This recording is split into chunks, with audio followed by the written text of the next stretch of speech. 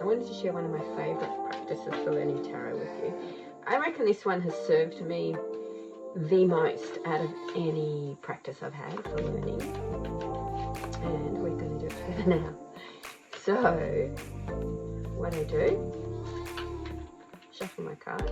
So my intention here is to pull out a card that shows me something that's already happened, because then I can locate where that experience happened, because it's my experience. So I don't have to refer to a book except to maybe just get a few keywords initially. I mean, I don't need to do it now, but initially I needed to refer to some text just to get a couple of keywords so I could join the dots between my experience and the card.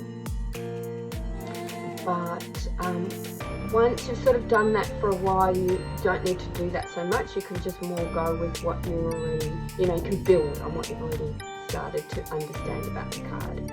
So I'm going to pull out the card now. So this is going to show me something of my recent experience so that I can learn a bit more about the card and a bit more about myself. Okay, so this is the Justice card. So I know keywords here about alignment, integrity, and I think doing justice by yourself, or having justice done by you. So where I can see this for me is in recent times, especially because I've had post-viral fatigue. It's been really hard for me to do justice to myself, like to practice all the things that I would practice that keep me going, that make me feel good. And so when I get into that space, the inner critic comes up really strongly.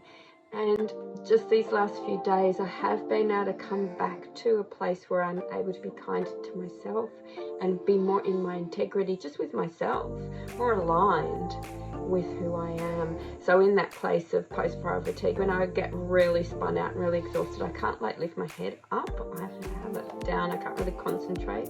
So I was doing too much scrolling, basically, on my phone. A lot of reading, but also too much scrolling. And that was out of my integrity, and it was making me feel horrible.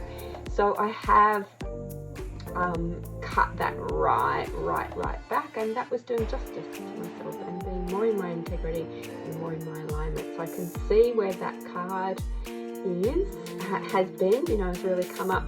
With the major cards, it's going to be probably over a longer period of time. Like with the minor cards, you could go, oh yeah, where did this happen today? Let's see if I can pull out a minor card. Where did this happen today?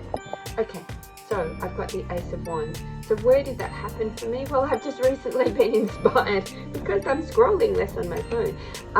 And I've got some new ideas that have come through around running an empathy circle. So I'm really excited about how I'm going to do that online, which I'll be talking to you more about. So it's this sort of, I've got this spark, this rush of something new and exciting coming into my life, and I can see where that's happened.